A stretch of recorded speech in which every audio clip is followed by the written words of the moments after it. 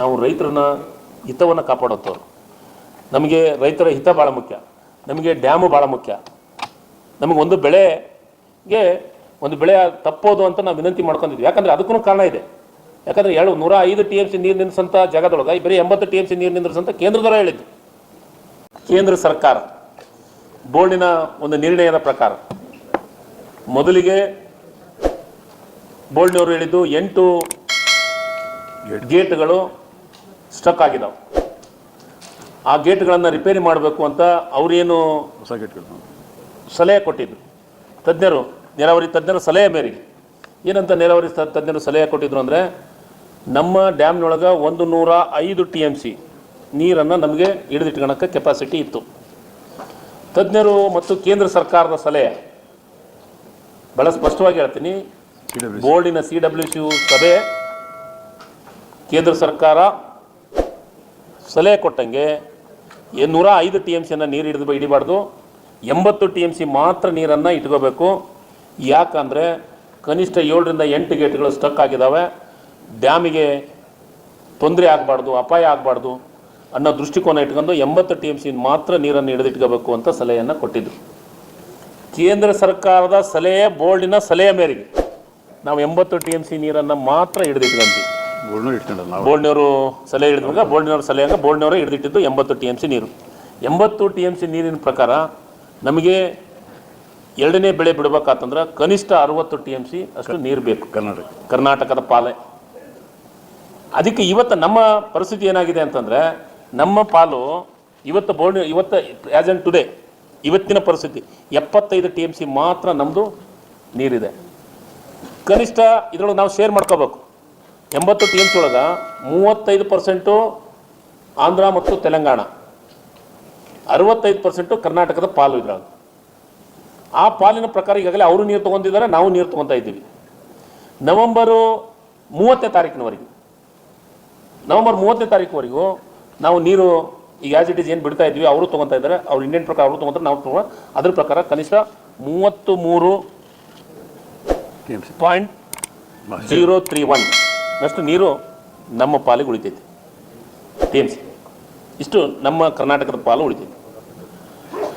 ನಮ್ಮ ರೈತರು ಮತ್ತು ಮುಖಂಡರು ಮತ್ತು ಶಾಸಕರ, ವಿಧಾನ ಪರಿಷತ್ತಿನ ಸದಸ್ಯರ ಸಲಹೆ ಮೇರೆಗೆ ನಾವು ಡಿಸೆಂಬರ್ 31 ಅಂತ ನಾವು ವಿಚಾರ ಮಾಡಿದ್ವಿ. ನಮ್ಮಲ್ಲಿ ಎಲ್ಲ ಶಾಸಕರ ಅಭಿಪ್ರಾಯವನ್ನು ಪಡೆದತ್ನಾಗ ಸ್ಟ್ಯಾಂಡಿಂಗ್ ಕ್ರಾಪಿಗೆ ಜೋಳ, ಹತ್ತಿ, ಮೆಣಸಿನಕಾಯಿ, ರೈಟು ಮತ್ತು ಲೆಫ್ಟ್ ಬ್ಯಾಂಕಿಗೆ ಎರಡಕ್ಕೂ ಇರೋದ್ರಿಂದ ನಾವು ಜನವರಿ 10ನೇ ತಾರೀಕಿನವರೆಗೂ ಈ ಸದ್ಯ ಇದ್ದಂಥ ನೀರು ಕಂಟಿನ್ಯೂಸ್ ಮಾಡ್ತೀವಿ. ಲೆಫ್ಟ್ ಬ್ಯಾಂಕಿಗೆ 3000 ಕ್ಯೂಸೆಕ್ಸು ನೀರಿದೆ, ಹರಿಸ್ತಾ ಇದ್ದೀವಿ. ಬಲದಂಡೆಗೆ 1300 ಕ್ಯೂಸೆಕ್ಸ್ನಂತೆ ಹರಿಸ್ತಾ ಇದ್ದೀವಿ. ರೈಟ್ ಆ್ಯಂಡ್ ಲೆಫ್ಟ್ 3000 ಲೆಫ್ಟ್ ಬ್ಯಾಂಕಿಗೆ, 1300 ರೈಟ್ ಬ್ಯಾಂಕಿಗೆ, ಕನಿಷ್ಠ 4300 ಕ್ಯೂಸೆಕ್ಸ್ನಷ್ಟು ಪ್ರತಿ ದಿವಸ ಜನವರಿ 10ನೇ ತಾರೀಕಿನವರೆಗೂ ಹರಿಸ್ತಾ ಇದ್ವಿ. ಅದು ಈಗಾಗಲೇ ಒಂದು ಬೆಳೆ ಭತ್ತದವ್ರು ಬೆಳೆ ಬೆಳೆದ್ಬಿಟ್ಟಿದ್ದಾರೆ. ಭತ್ತದವ್ರಿಗೆ ನವೆಂಬರ್ 30ರವರೆಗೆ ಮಾತ್ರ ಕೊಡ್ತೀವಿ. ಒಂದು 5 ದಿವಸ ಹೆಚ್ಚು ಕಡಿಮೆನೂ ಕೊಡ್ತೀವಿ ಅಂತ ತೊಂದರೆ ಇಲ್ಲ ಅವ್ರಿಗೆ ಬೇಕಂದ್ರೆ. ಆದರೆ ಸ್ಟ್ಯಾಂಡಿಂಗ್ ಕ್ರಾಪಿಗೆ ಮಾತ್ರ ಡಿಸೆಂಬರು ಮತ್ತು ಜನವರಿ 10ನೇ ತಾರೀಕಿನವರೆಗೂ ಜನವರಿ 10ರವರೆಗೆ ನೀರು ಹರಿಸ್ತಾ ಇದ್ದೀವಿ. ಅದರ ಜೊತೆಗೆ ತುಂಗಭದ್ರಾ ವಿಜಯನಗರ ಕೆನಾಲು ಮತ್ತು ತುಂಗಭದ್ರಾ ಬಲದಂಡೆ ಮೇಲ್ಮಟ್ಟದ ಕೆನಾಲು, ರಾಯಬಸವಣ್ಣ ಮತ್ತು ತುಂಗಭದ್ರಾ ಎಡದಂಡೆ ಮೇಲ್ಮಟ್ಟದ ಕೆನಾಲ್ಗೆ ಕನಿಷ್ಠ ಇವರಿಗೆ ನಾವು 12 ತಿಂಗಳ ನೀರು ಕೊಡಬೇಕು. ಅದು ಮೊದಲಿದ್ದೂ ಒಂದು ಇದ್ದಂಥದ್ದು 12 ತಿಂಗಳ ಅಂದರೆ ಅವರಿಗೆ ನಾವು ಅಪ್ ಟು 31/5ನೇ ತಿಂಗಳವರೆಗೂ ಇವರಿಗೆ ನೀರು ಕೊಡ್ತಾ ಇದ್ವಿ. ಅಂದರೆ ಇವರಿಗೆ ಬರೀ 3 TMC ಅಷ್ಟು ನೀರು ಆಗುತ್ತೆ. ಒಂದು 150 ಕ್ಯೂಸೆಕ್ಸು ಅಂದರೆ ಇವರಿಗೆ ರಾಯಬಸವ ಅವ್ರಿಗೆಲ್ಲರಿಗೂ 3 TMC ಅಷ್ಟು ನೀರನ್ನು ಕೊಡುವಂಥ ಕೆಲಸವನ್ನು ಮಾಡ್ತೀವಿ. ಅದು ಬಿಟ್ಟು ಲೆಫ್ಟು ಮತ್ತು ರೈಟಿಗೆ ಜನವರಿ 10ರವರೆಗೂ ಮಾತ್ರ ಕೊಡ್ತೀವಿ. ಎರಡನೇ ಕ್ರಾಪಿಗೆ ಬೆಳೆ ನೀರು ಇಲ್ಲ. ಯಾಕಂದರೆ ನಾವು ಇಷ್ಟೆಲ್ಲ ಕೊಟ್ಟರೆ ಜನವರಿಗೆ ಸ್ಟ್ಯಾಂಡಿಂಗ್ ಕ್ರಾಪ್ ಅದು ಇದನ್ನೆಲ್ಲ 3000 ಕೊಟ್ಟರೆ ನಮ್ಗೆ ಅನಿಸಿದ ಮಟ್ಟಿಗೆ ಕನಿಷ್ಠ ಒಂದು 18 TMC ಅಷ್ಟು ನೀರು ಉಳಿತೈತಿ. 18ರಿಂದ 18ವರೆಗೂ ನಮಗೆ ನೀರು ಉಳಿಬೋದು. ಇಷ್ಟು ನೀರಿನ ಜೊತೆಗೆ ಬೋರ್ಡಿನವರು ನಿರ್ಧಾರ ಮಾಡಿದಂತೆ, ಕೇಂದ್ರ ಸರ್ಕಾರದವರು ನಿರ್ಧಾರ ಮಾಡಿದಂತೆ ಡಿಸೆಂಬರು 2ನೇ ವಾರದೊಳಗೆ ಗೇಟ್ಗಳನ್ನು ಕುಂದಿಸ್ಲಿಕ್ಕೆ, ಹೊಸ ಗೇಟ್ಗಳನ್ನು ಮಾಡಲಿಕ್ಕೆ, ಎರೆಕ್ಷನ್ ಮಾಡಲಿಕ್ಕೆ ಹೊಸ ಗೇಟ್ಗಳನ್ನು 32 ಗೇಟ್ಗಳನ್ನು 33 ಗೇಟ್ಗಳನ್ನು ನಾವು ಹೊಸದಾಗಿ ಕುಂದಿಸುವಂಥ ಕೆಲಸವನ್ನು ಮಾಡ್ತೀವಿ. ಜೂನ್ 30ನೇ ತಾರೀಕಿನವರೆಗೂ ಕೇಂದ್ರ ಸರ್ಕಾರದವರೇ ವರ್ಕ್ ಆರ್ಡರ್ ಕೊಟ್ಟಿದ್ದಾರೆ, ಬೋರ್ಡಿನವರೇ ವರ್ಕ್ ಆರ್ಡರ್ ಕೊಟ್ಟಿದ್ದಾರೆ. ಜೂನ್ 26 ಒಳಗಾಗಿ ಅಂತ ಹೇಳಿದ್ದಾರೆ. ಜೂನ್ ತಿಂಗಳ ಅಂತ್ಯದ ಒಳಗಾಗಿ ಅಷ್ಟು ಗೇಟ್ಗಳನ್ನು ಅಳವಡಿಸಿ ಮುಂದಿನ ಸುಗ್ಗಿ ಬೆಳೆ ನಮ್ಮದೇನು ಪ್ರತಿ ವರ್ಷದಂತೆ ನಾವು ಮತ್ತೆ ಜುಲೈದೊಳಗೆ ಮಳೆ ಆಗುತ್ತಾ ಅವಾಗ ನೀರು ಇಟ್ಟುಕೊಳ್ಳುವಂಥ ಕೆಲಸವನ್ನು ಮಾಡ್ತೀವಿ. ಮತ್ತು ಅದರ ಜೊತೆಗೆ ಕೆಲವೊಂದಿಷ್ಟು ಮತ್ತು ಕಾರ್ಖಾನೆಗೆ ಅವ್ರಿಗೆ ಏನು ಕೊಡಬೇಕಾಗತ್ತೆ, ಕುಡಿ ನೀರಿಗೆ ಅದೇನು ಕೊಡ್ತೀವಿ. ಅದರ ಜೊತೆಗೆ ನಮ್ಮ ಲೆಫ್ಟ್ ಬ್ಯಾಂಕ್ ಮತ್ತು ರೈಟ್ ಬ್ಯಾಂಕಿಗೆ ಕೆಲವೊಂದಿಷ್ಟು ಪಿಒಗಳನ್ನು ರಿಪೇರಿ ಮಾಡಬೇಕಾಗಿದೆ, ಕೆಲವೊಂದಿಷ್ಟು ಕೆನಾಲ್ಗಳನ್ನು, ಅಕ್ವಾಡೇಟ್ಸ್ಗಳನ್ನು ರಿಪೇರಿ ಮಾಡಬೇಕಾಗಿದೆ. ಕೆಲವೊಂದಿಷ್ಟು ಎಲ್ಲೆಲ್ಲೇ ನಮ್ಮ ಕೆನಾಲ್ ಸ್ಟ್ರೆಂತನ್ನು ಕಮ್ಮಿ ಆಗಿದೆ ಅಂಥವೆಲ್ಲ ಎಲ್ಲೆಲ್ಲೇ ನಮ್ಮ ಅಧಿಕಾರಿಗಳು ಐಡೆಂಟಿಫೈ ಮಾಡಿದ್ದಾರೆ.